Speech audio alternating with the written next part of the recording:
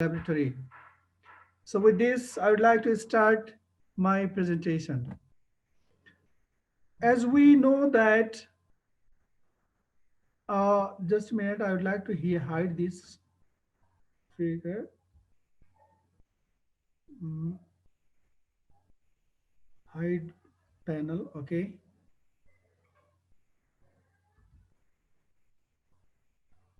Mm,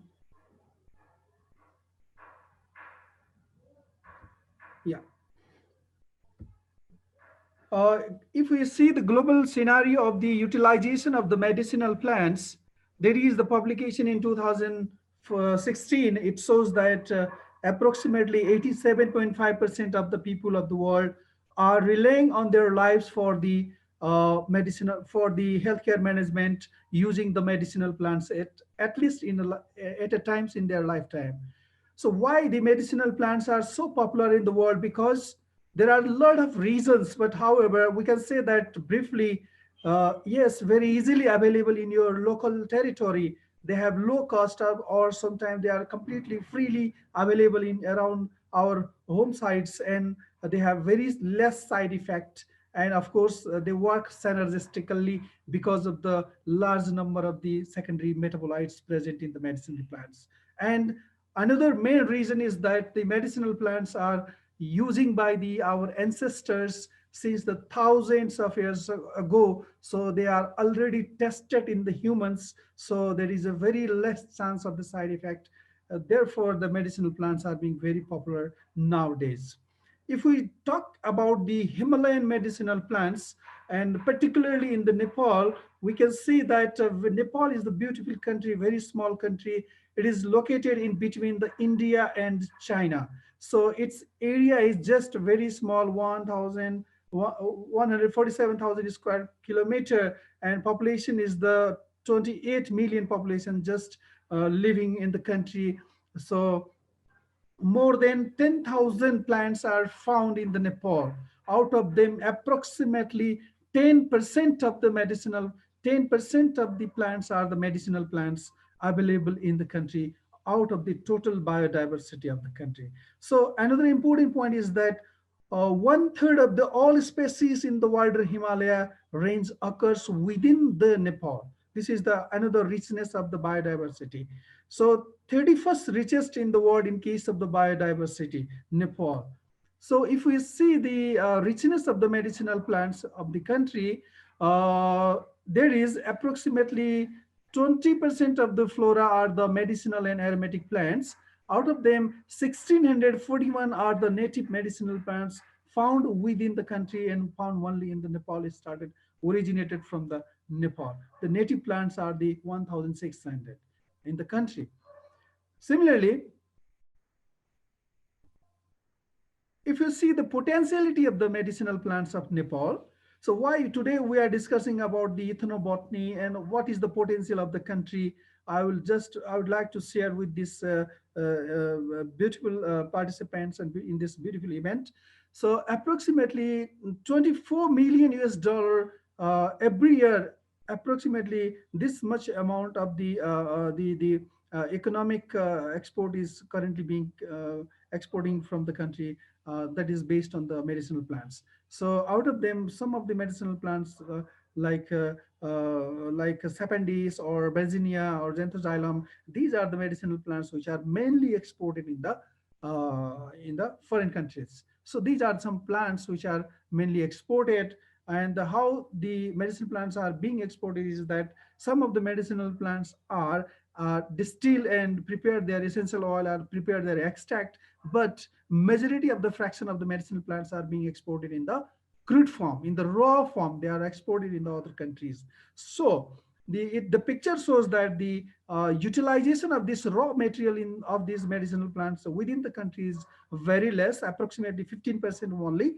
Out of the total production of approximately 85% of the medicinal plants are being exported in the foreign countries, either in the raw form or in the distilled or extracted forms.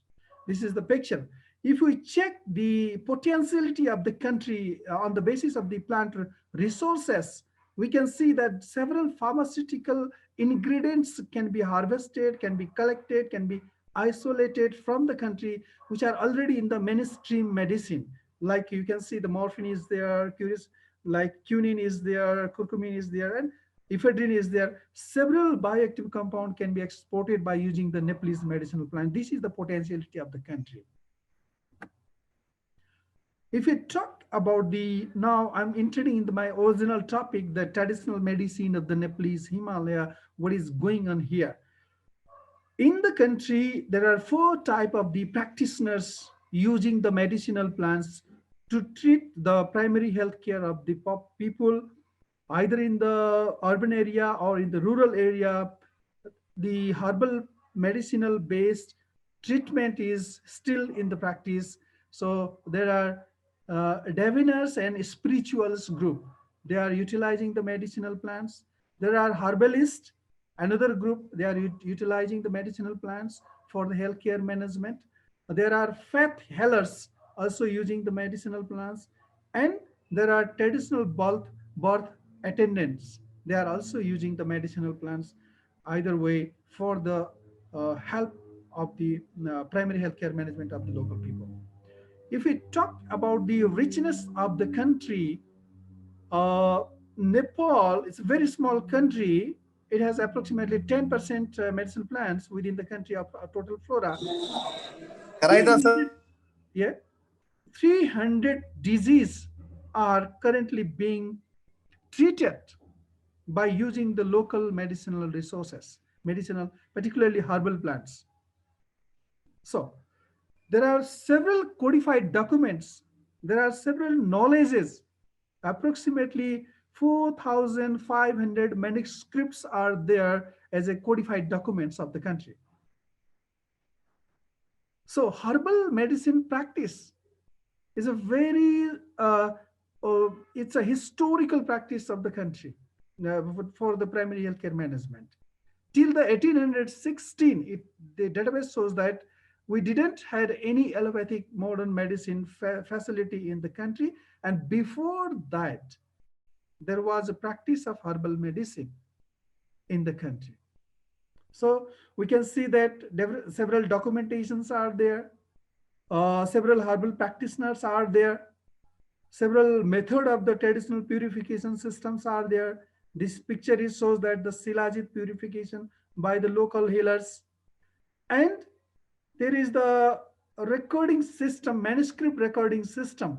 It's approximately 250 years ago.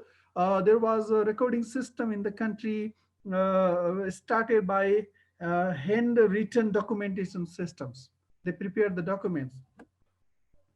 If you check the formulation practice of these traditional healers, majority of the formulation practitioners are based on the Ayurveda, though they are the traditional healers, but their root of the practice shows that they are practicing the Ayurveda.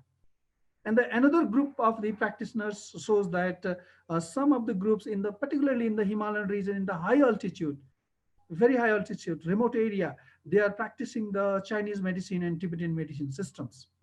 And they are called the Amchi as well. And another group of the practitioners in the country are the Unani system of the practice. And similarly, homeopathic system is also being practiced in the country. So altogether, there are several traditional medication systems are practicing by the local healers as well as the mainstream. So you can see that in the picture that they are the Jharpuk traditional practitioner, different type of the different tribes of the different principle-based practitioners are there currently practicing in the country. If you see the high altitude medicine systems, where there is lack of the transportation, there is lack of the modern medicine system, there is a lack of hospitals and modern all medical facilities, the people are still relying on the herbal medicine, traditional medicine for their healthcare management, total healthcare management, not only the primary healthcare management. So their traditional knowledge is found that they pass down orally, mainly from their families. Their knowledge is passing down by families, and families, a series of families, they are passing their knowledges for the healthcare management of the people. So you can see this picture. This is the 3,600-meter altitude one practice. One practitioners are is there. Just during our survey we got this information that 48 years he is a son of this is the 73 years old father. He is his father. So in this way they are passing their knowledge orally, mainly from one generation to generation and generations. But this knowledge is remain within their families. And this is the example of the remote area that is 3,600-meter altitude from the sea level, remote area of the Nepalese Himalaya. So this type of practice are going on in the Nepal. So, but they are particularly practicing the medicinal plant-based treatment system. Another system, it shows that the more than 2,300 plant species are currently being utilized for the healthcare management.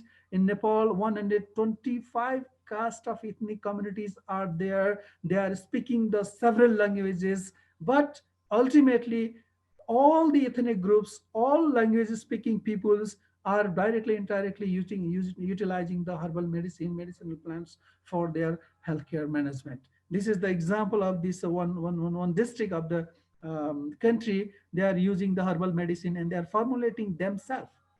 This is the traditional formulation systems. When the patient visit to their clinic, their traditional clinic, they just diagnose the problems, and then they formulate their own formulation and prescribe and ultimately give to the patient. So ultimately based on the traditional medicine system. This is particularly based on the Ayurveda. Another example, you can see that Amchi. It is the Amchi practitioners are based on the Himalayan region, high altitude regions. So they are. This photograph is taken during their workshop. So they are learning. They are learning how to formulate the product, how to diagnose the patient, how to prescribe, and how to give the medicine to them. And this Amchis are basically influenced by the Tibetan system of medicine, as well as the slightly influenced by the Ayurvedic system of medicine. Another example, you can see that this is the Bompo Tibetan Noble Monastery located in the Kathmandu.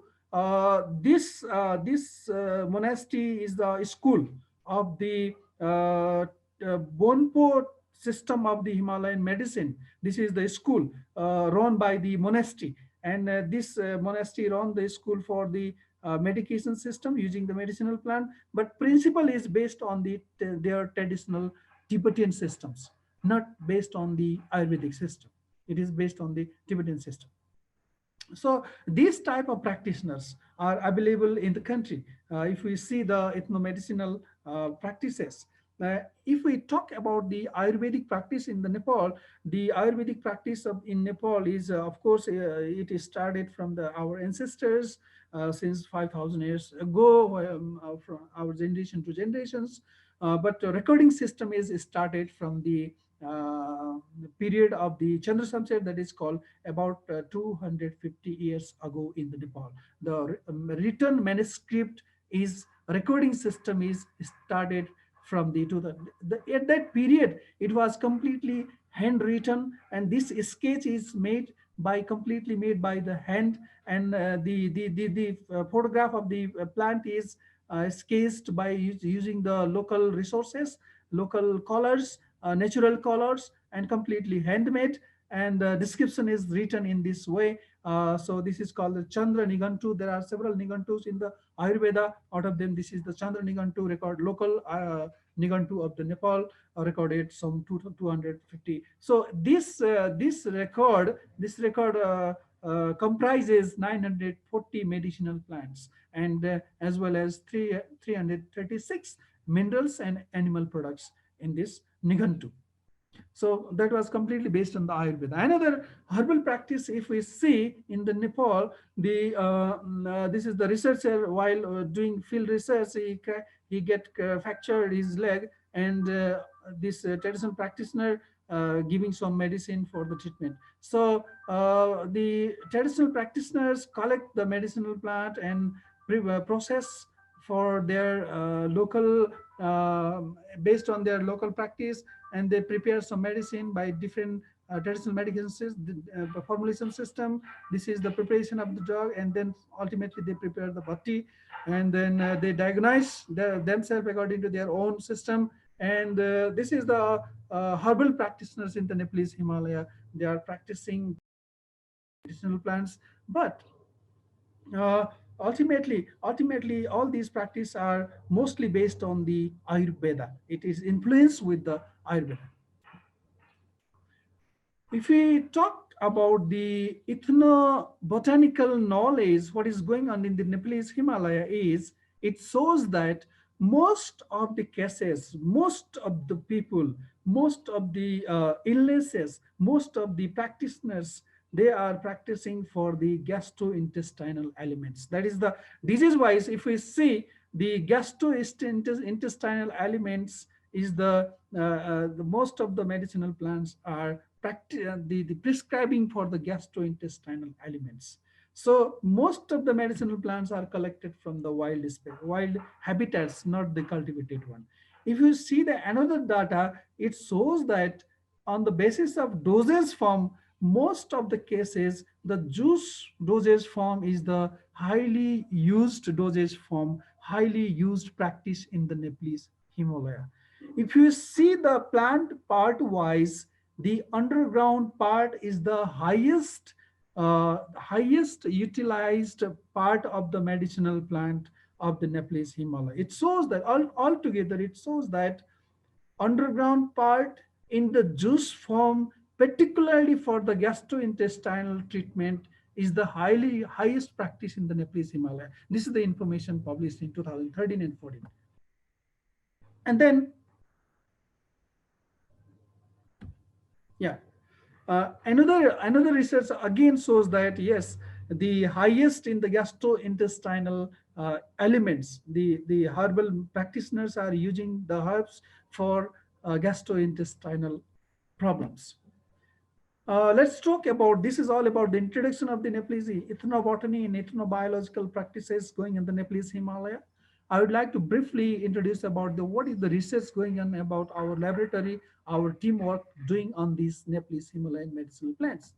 Particularly, we collect the medicinal plant on the ethnobotanical guided based and as well as the random based. We collect the random based. We visit the site and collect the random based and bring to the laboratory. As well as also we talk with the local people and ethnobotanical best and bring to the laboratory and do the some different type of the research activities. Some examples are today I'm presenting here. So this is the example of the mango peel collected from the local area. And then finally, we carried out one research. In this research, mango peel shows that the cell viability, this is the anti-cancer activity, cell viability assay in HeLa cell. Cell viability was reduced to, up to the into 200 micromole doses form. And finally, but the mango flesh did not show such type of result. In comparison to quercetin, a similar result was obtained from the mango peel. Mango peel and quercetin both able to inhibit the cell viability in case of the HeLa cells. But mango flesh, which we usually eat as a fruit, did not show such type of result. And ultimately, we concluded that the HeLa cell, through the cell induced the cell death by the apoptosis because of some of these reasons. One is that the increase the cell population in the sub G1 phase. Another reason is that appearance of the fragmented nuclei. You can see in this figure, this is appearance of the fragmented nuclei. And another reason is the changes in the distribution of the nuclear chromatin. I will show in the next figure changes in the distribution of the nuclear chromatin. So all because of these reasons, it shows that there must be the apoptosis. Another reason is that the mango peel inhibited the cell viability by the ultimately expression of the caspase 7 and caspase activation, caspase 9, both activation. This could be the one reason, and this is the fragmented nuclei, which shows that thus the extract induce the apoptosis during the uh, cell division or cell culture. Similar type of the research we conducted in the orange peel as well. This is the mango peel, and we analyzed the chemistry. Sorry, we analyzed the chemistry of the mango peel, and it shows that both GCMS and LCMS analysis shows that there are some of the phytochemicals which could be responsible for the inhibition of the cell viability. Like kerosene, some phenolic compounds are there, and some unsaturated fatty acids are also there. These major phytochemicals could be the responsible for the inhibition of the cell viability. And similar research we conducted in the orange peel, and again the orange peel again shows that cell viability percentage is reduced up to 400 microgram per mole in case of the peel. But in case of the HeLa cell, if we see about the AGS cell, also similar result was reflected. If you see the chromatin, again similar result was reflected. So cell line revealed close condensed bright and blue nuclei in peel extract treated cells that may be the reason of the apoptosis. This is another conclusion, and we analyze the chemistry of this orange peel, and then chemistry shows that beta caryophyllene and other compounds are the major chemical compound which are present in the extract of the orange peel.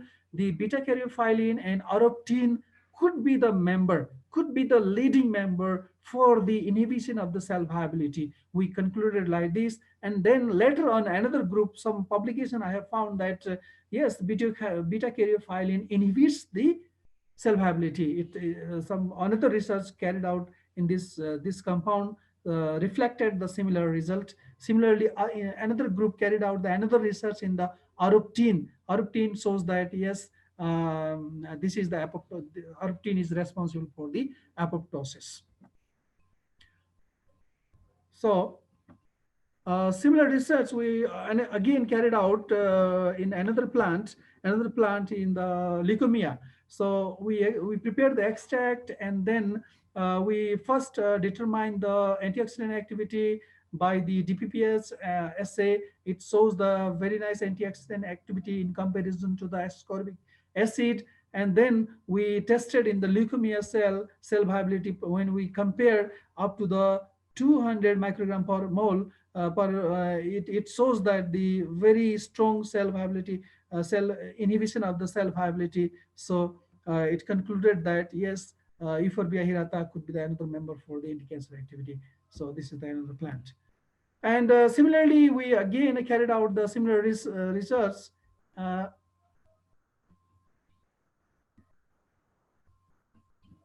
Yeah, in the another two plants like Dipsacus mitis and Woodfordia fruticosa, we conducted the cell.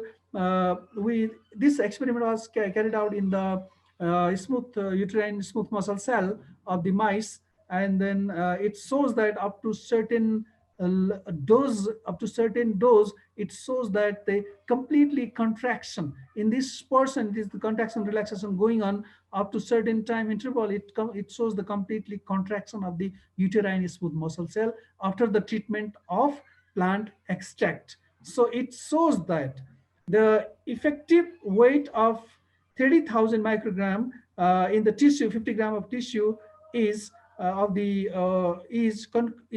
showing that the contraction of the smooth muscle cell of the non-pregnant rat. So why we taken this plant is that this Woodfordia fruticosa is traditionally used in Nepalese Himalaya for the management of the gynecological disorders. So this type of research justify that why the people were using this plant for the gynecological disorders. Because contracted cell facilitate the journey and expels particularly endometrium during the menstruation. This experiment justify such type of the conclusion. Similarly, we another on the basis of traditional knowledge, the traditional knowledge, it was 2016, Paudel and Singh shows that the calotropis is used for the inflammation and cramps, and we bring this plant to our laboratory, and then brought to the laboratory, and we evaluated the anti-inflammatory and analgesic properties. If we see the analgesic effect of the Calotropis procera up to the 62.5 milligram per kg body weight, 70% inhibition was obtained in comparison to the aspirin. Aspirin obtained the 93% of inhibition of the analgesic activity. It was carried out by acetic acid withering mice assay. Similarly, if we see the anti-inflammatory activity in the PO-edema assay, calotropis in the same dose, it shows that 29% inhibition of the PO-edema, formalin-induced mice PO-edema. It was compared with aspirin. So on the basis of traditional knowledge, people were using this plant for the using the calotropis for the management of analgesic and anti-inflammatory properties. We brought to laboratory and justify the scientifically for the similar type of the research.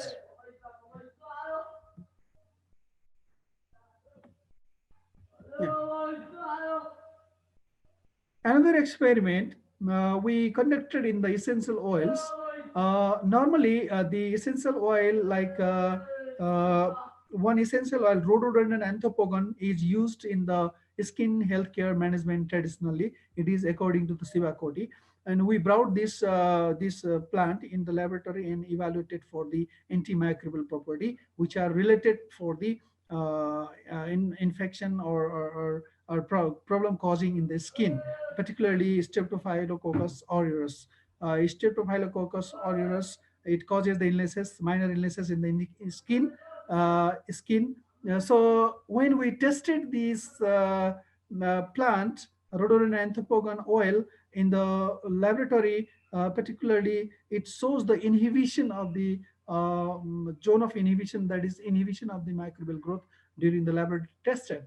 What we again added in this is that we loaded one essential oil in the one side and again loaded in the standard antibiotic in the another side. So the synergistic effect of the rhododendron oil and erythromycin on the Staphylococcus aureus shows that there is a synergistic effect, and in this concavity inhibition of the microbial growth is clearly seen. That means if we utilize, we can able to utilize both legally and practically essential oil and the standard antibiotics together in this pattern, it could be more beneficial to reduce the load of antibiotic in the human consumption.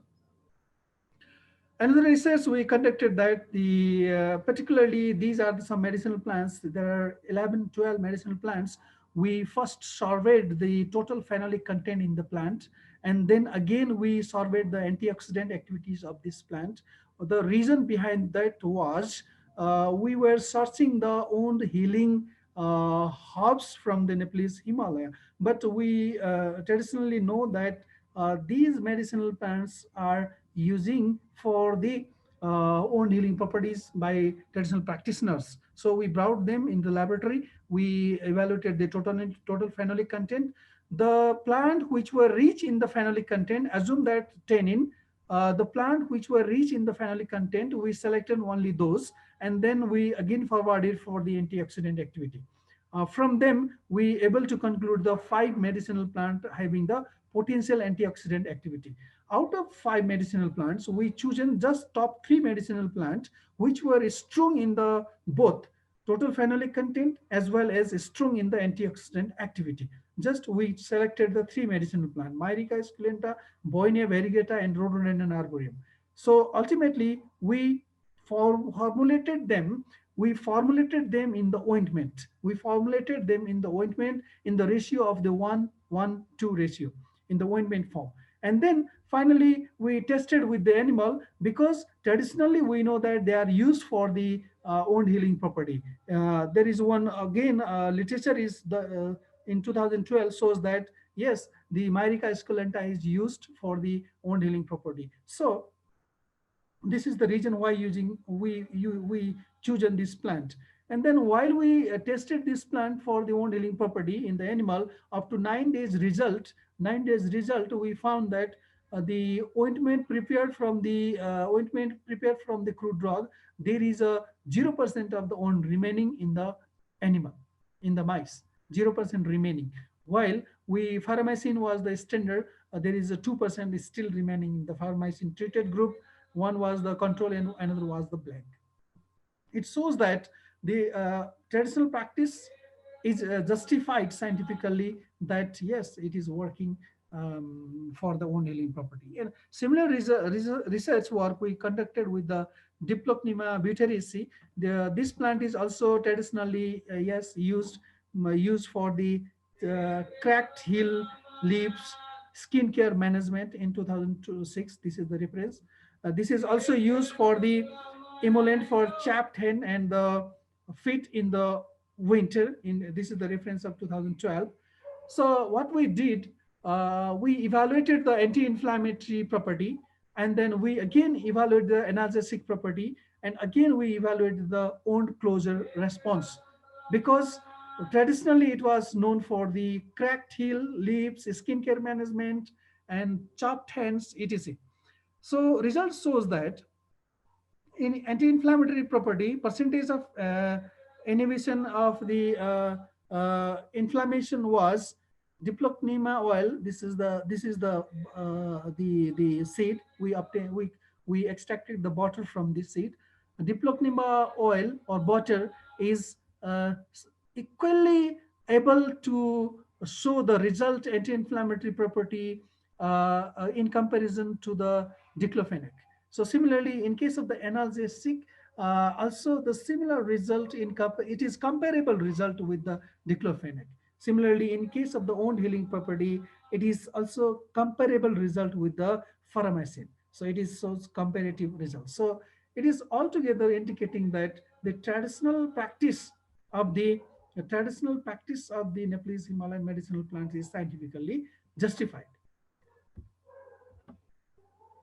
And another example of research we conducted, that this is the herbal powder formulation.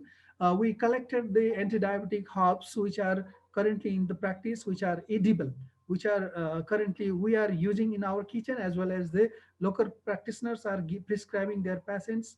There is no risk of the side effect, toxicity, or any danger. So we selected total 12 medicinal plants for the anti-diabetic properties, and we randomly formulated in the 80%, 10%, and 10% ratio. And from this result, formulation number 7 shows that prominent result. This is the diabetic volunteer. It has the initial sugar level is 213. After the 6 hour, the diabetic patient reduced its sugar level significantly in 100, just drastically reduce the blood glucose level. Similar research we conducted that in case of the anti-cancer activities, we chosen the breast cancer cells, and there are some other medicinal plants like Hordeum vulgare, pomegranate, and green tea extract we prepare, and Hordeum vulgare shows the significant anti-cancer activity with the breast cancer cell. We continued this research. Previously, it was 3 medicinal plants, and later on we collected the 8 medicinal plants for the anti-cancer activity, and we evaluated the antioxidant activity, and all together shows the very strong antioxidant activity. While we mixed these medicinal plants synergistically together and prepared one formulation, that formulation was the mixture, and this mixture shows the very strong antioxidant activity, that is IC50 value is just 17.5 after the mixing. Individually, they were very high IC50. After the mixing, synergistically 17.5. And then what we did, we prepared the capsule from this, and evaluated the different parameters of this capsule. And again, we send this sample to the foreign laboratory for the evaluation of the anti-cancer activity. It shows that, yes, there is the significant inhibition of the cell viability by using this mixture, for the control of the breast cancer cell as well as cervical cancer cell lines. All these information was based on the traditional practices collected from the Nepalese territory.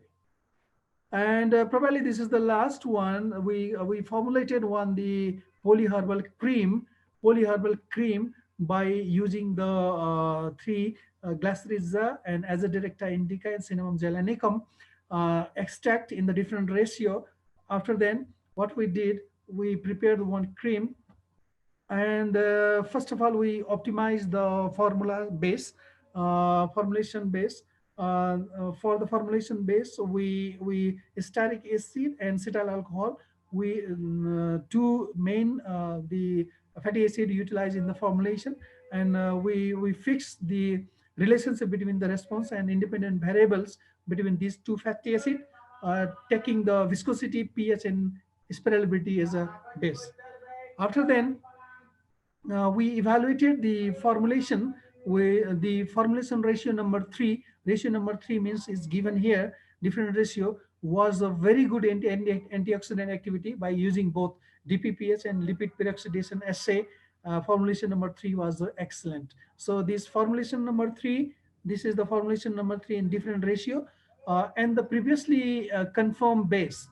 We mixed this base and prepared the one ointment, and while we cream prepare one cream, while we evaluated this cream for the permeation profile, it shows that the cream followed the first order of the permeation profile, and thus, the stability and the pH, viscosity, solubility, irritation test, all were good after the evaluation, up to 3 months.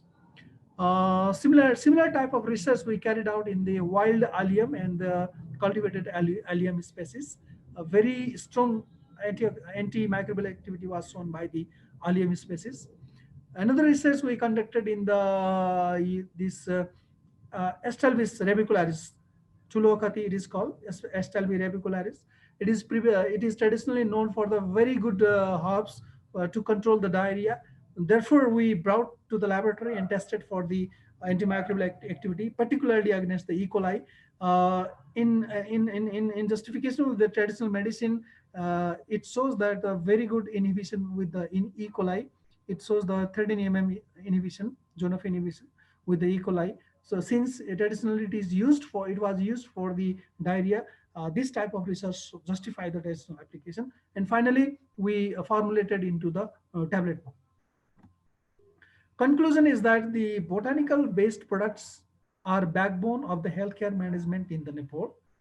Traditional knowledge of the Nepalese practitioners are passed down orally, mainly within the families.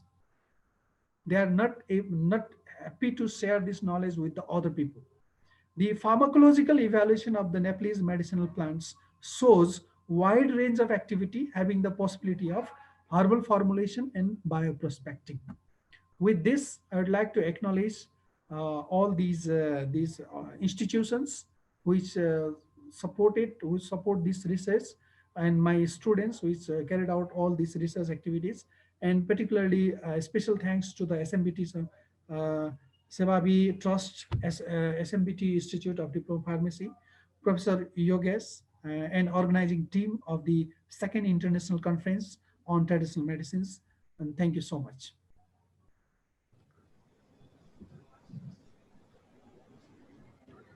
Thank you so much, sir, for the nice presentation. I request